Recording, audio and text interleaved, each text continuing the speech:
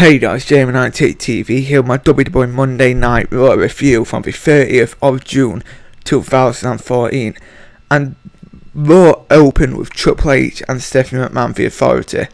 Stephanie starts off by saying that she was born in the city of Hartford. She says that she knows everyone feels really privileged. She says that they are there to celebrate last night. It started with Daniel Bryan announcing that he's going to take longer for him to come back, which is unfortunate. She then hyped Seth Rollins winning the Money in the Bank briefcase last night. Triple H says that Seth is the future of the WWE. He then mentions the championship match from last night and calls Cena an A+ player. Triple H then announces John Cena, and Cena makes his way to the ring. Cena starts by saying that when Daniel Bryan gets back, he's going to get his title opportunity that he deserves. Stephanie asks how many people are gamers. Stephanie tells Cena that he is going to be on the cover of the new WWE 2K15 video game. Then unveil the cover of the game, and Cena says thanks, and it's an honour to be on the cover of the game. He says the Authority are being way too nice, way too quickly. He says when he won the title last night, the facial expressions were very different. Stephanie says that they were concerned for Orton, in which Cena agrees, and says that Orton, Rollins and Kane are in their back pocket. Cena says that they can't control him, and that the champ is here. Triple H starts mocking Cena's former ramping gimmick, and Triple H says that he has no problem with Cena and never has. Triple H says that it doesn't bother him that he's the champion, as long as he carries the title with respect. Triple H says it can be taken away as fast as he got it. He then tells him that things can be done the easy way or the hard way around here. Cena says he will do them the hard way. Triple H says he would have been disappointed if he had said anything else, and Triple H says that at Battleground, Cena would defend his WWE World Heavyweight Championship in a fatal 4-way match. Cena asks who was in the match, and Triple H says two guys he will face tonight, that being Kane and Randy Orton. He says that he will have a partner tonight, and that will be the fourth man in the match. That man is Roman Reigns. Cena says that if he wins at Battleground, that means he's earned it. He says that if he loses, it would be as bad as having to swim in a pool of crap. He says it over and over again while looking at Stephanie. Then Cena leads the ring, and Triple H grabs the mic and says that if Cena survives at Battleground, there's always a plan B. Seth Rollins now walks out holding the Money in the Bank briefcase, and Rollins makes his way to the ring as Cena walks to the back. Rollins stands in the ring celebrating with Triple H and Stephanie, and Seth Rollins up against Rob Van Dam in a great back and forth action. Not really much high flying, however, we did see Rob Van Dam take to the air and go outside and hit like a crossbody, which was pretty beautiful. Van Dam's still awesome in the ring, and Seth Rollins, they're both similar, but Seth Rollins did end up getting the victory as Rollins connects with a dragon screw on R3D while he was hung up in the ropes. Rollins hits the rope and connects with a curb stomp for the 3 count. The winner is Seth Rollins in a pretty awesome match where I give a 3 out of 5, better than their last match when they had. After the match, Renee Young interviews Seth Rollins in the ring. Seth calls himself Mr. Money in the Bank and should be introduced as that. Rollins says that it isn't arrogance if he can back it up. He says the WWE Universe is bitter that he was right and they was wrong. He says that the contract is his golden ticket. Rollins is cut off by Ambrose, and Ambrose says that they aren't over by a long shot. He says that Rollins' plan A failed and that it took Kane for him to lose. He says he isn't upset because it might be more fun this way. He says anytime Rollins tries to cash it in, it will be there to haunt him. He says if it isn't a contract inside the briefcase, it's TNT. He says anytime he tries to cash it in, it will blow up in his face, and he better believe that. Rusev and Lana are out in the ring nets. They make their way to the ring and Lana has a mic in hand. Lana tells Rusev's last opponent was a failure. The USA is used to failures though. She says that it's woven in their culture. Loud USA chants break out by the WWE Universe. Lana mocks them and tells them to shut up. He says that people teach their children that it's not about winning and losing, but about participation. She says that they are lying. She says that there is only one superpower in the world, and it's the leader, Vladimir Putin. She says that nobody can stop the onslaught of Russia or Rusev. She says that America's next failure will be, but Rusev grabs the mic and starts speaking in Bulgarian. He then says Rusev crush.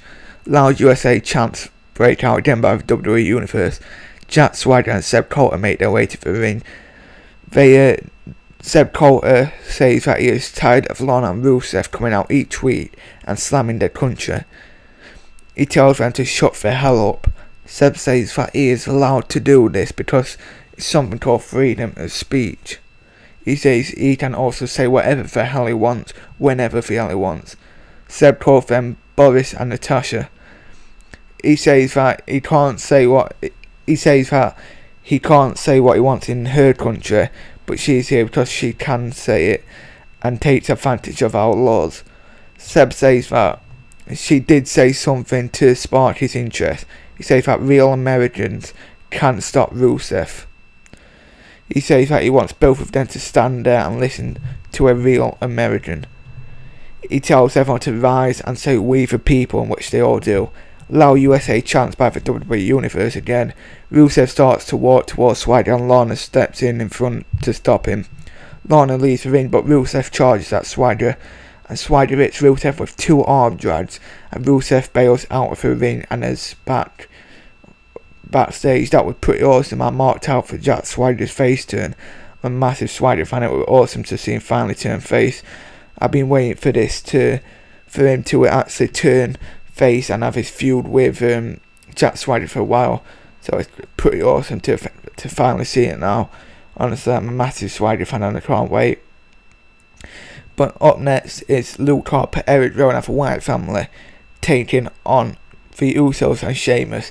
A lot of back and forth action. It was a bit too style for me. I thought it was an average match. But the Wyatt family ended up winning as Jey Uso turned around into a big spinning clothesline from Harper for the 3 count. I'll give the match a 3 out of 5. Nikki Bella is interviewed by Tom Phillips, and Nikki says that she didn't know she was not supposed to invite Brie backstage during the show last night. Stephanie shows up and says that Nikki and Brie have a match tonight against the Funkadactyls. She says it's too bad that Brie doesn't work there anymore. She says that Nikki has to fight them by herself, and the match is next. Bo Dallas comes out and he makes his way out and heads to the ring with a mic in hand. Bo thanks everyone and says that he's here to ask everyone to join him in his 60 seconds for 2 superstars who can't compete right now, Bad News Barrett and Daniel Bryan. Bo then gets to one knee in silence. Bo says that he is a voice of inspiration last night for Daniel Bryan. He also says that he was a bigger man. And we then see a video of Daniel Bryan speaking for WWE Universe last night and during the pre-show. Bo now says to never stop believing. I love Bo Dallas. Nikki Bella makes her way out to the ring next as she takes on the Funkadactyls. The match was about 2 minutes long and the Funkadactyls ended up winning. I think it was pretty obvious who were going to win, and I didn't care much for the match, so I just give it a 1.3 out of 5. After the match, Cameron gets a ring and screams at Naomi. They start shoving and then get in each other's faces. Cameron turns and then leaves the ring. Can't take it serious knowing it's being filmed just for Total Divas. But the Funkadactyls end up winning anyway, of course.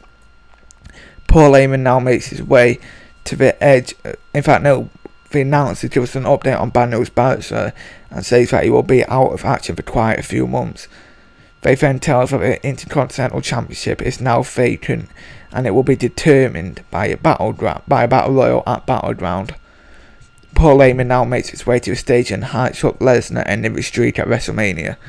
Heyman says that the Intercontinental Championship is now vacant and says that it's great. Heyman says it's great because he is the one behind the one who won the Battle Royal at WrestleMania and knows that his client will win the Intercontinental Championship at Battleground. He then introduces Cesaro. Cesaro makes his way out and heads to the ring.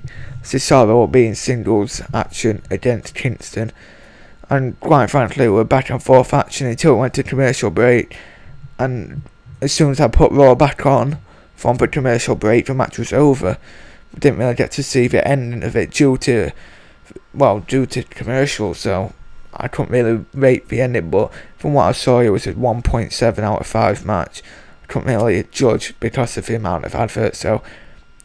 But Kofi celebrating because Kofi defeated Cesaro during the commercial break. Cesaro attacks Kofi from behind and tosses him out of the ring.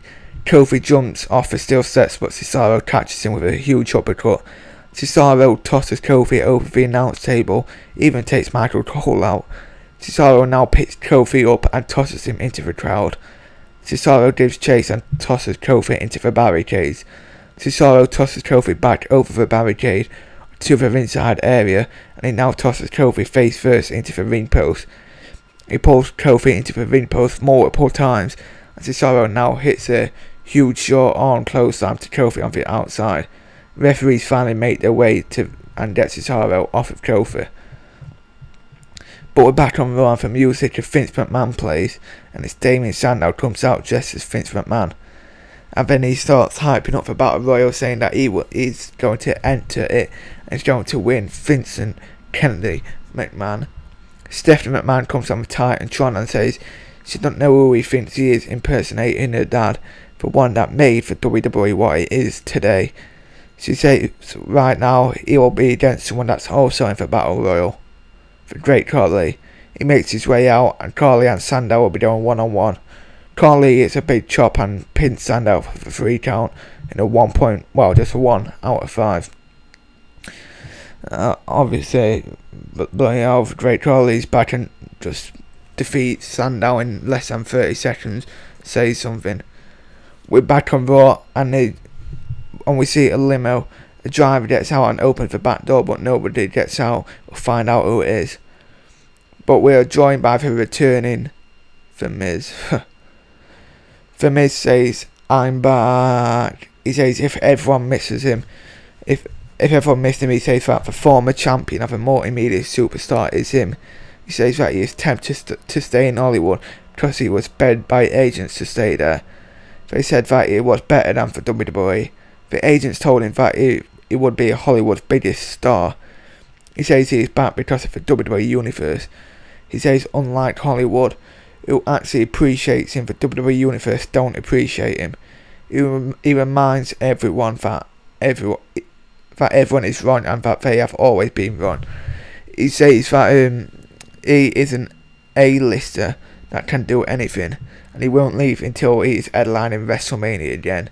He says he isn't going to leave until everyone is on their knees begging him not to go. The Miz is then cut off by the returning Chris Jericho, and marked out hard for that. Jericho makes his way to the ring. The Miz asks Jericho if he has something to say or if he's just going to give him a Lifetime Achievement Award. Miz asks Jericho how dare him ruin his moment and disrespect him. He's a movie star. Jericho then cuts the Miz off with a code breaker. Jericho grabs the mic and says, "Damn, that felt good." He asks everyone if that felt good. Jericho says that he has been waiting a long time to say this, but welcome to Raw is Jericho is cut off by the little intro of the Wyatt family. The Wyatt family have Jericho surrounded in the ring, and the Wyatt family attack Jericho as Rowan and Harper connect with stomps and right hands to Jericho in the corner. Rowan hits a big splash and Harper connects with a big boot. Bray now grabs Jericho and connects with Sister Abigail, and Bray poses over Jericho and tells everyone to follow the buzzards.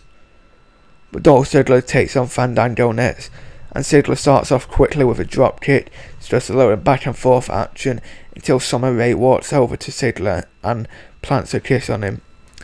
Ziggler grabs her and plants a kiss on her, and Summer climbs out of the ring, and as Fandango asks her what she's doing, Ziggler connects with a zigzag from behind and gets a 3 count in a 1.5 out of 5 match. But I was marking out that Jericho return. I generally thought it was just a Miz at first. Ryback's up first, Goldust and Stardust was up next. And again, we actually saw Goldust and Stardust pick up a victory against Ryback for the third time. Boy, it looks like they are getting a huge push, but I'm going to give it time to see how well it works out. But for winners with Goldust and Stardust in a 1.7 out of 5 match. Paige makes her way to the ring. She grabs the mic.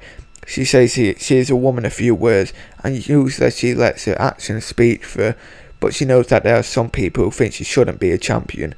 She says that she feels she has proven herself over the past 3 months. She says that she is here to stay, and Paige is cut off by the music of a returning AJ Lee. AJ skips away around the ring, and AJ says that she just wanted to come out here and say that Paige is right. AJ says that Paige is right and that she did what no woman in almost a year could do. She proved it wrong. AJ says she knows what kind of woman she became and let her success get to her head. She says that she is the longest reigning Divas champion of all time. She says that Paige gave her a reality check, and AJ says she wants a match now, but Paige says she ain't stupid. She knows what she's going to do. She knows what she's doing exactly what she did. But AJ Lee asked for WWE Universe if they want to see a championship match right now. Loud yes chants by the WWE Universe again. Paige says okay. But then the match starts, and quickly as it starts, the match is over. AJ Lee's the new Divas champion. I marked out pretty hard for that. Quite frankly, I would give that a 3 out of 5 just for that segment alone. It was pretty awesome. See AJ back and now she's the Divas champion. Boy, this Raw was shocking. In a good way though. In the main event time with Roman Reigns and John Cena versus Kane and Randy Orton. And it went to ended in DQ when Kane hit John Cena with steps. Kane takes him in the ring and he hits a tombstone. The ref calls for the bell and Kane tosses Cena into the ring. Kane picks Cena up for the tombstone and connects with it. Triple H now climbs into the ring with Kane as the doctor comes to check on Cena. Seth Rollins now makes his way out and cashes in the Money in the Bank contract. Ambrose runs in and attacks Cena before the ref can start the match. Ambrose tosses Rollins into the crowd and they start fighting, and they make their way back through the crowd. Triple H tells Kane to grab a chair, and Kane brings it into the ring. Kane goes to hit Cena with a chair, but Reigns comes back and hits a spear on Kane. Reigns and Triple H now have a long stare down. Triple H slowly climbs down off of the apron and walks off as we go off the air. This was a pretty awesome Raw. I think it was the best in a while, if you ask me. I thought it was great. Jericho back, AJ back, Miz back. I thought it was pretty awesome. Best in a while, in which I'll give a 9 out of 10. Let me know what you thought of this Raw in the comment section down below. Like I said, I think it was the best in a while, if you ask me. Make sure to let me know what you think in the comment section down below. Make sure to follow me on Twitter and like me on Facebook for links are in the description. Thanks for watching, like, comment and subscribe.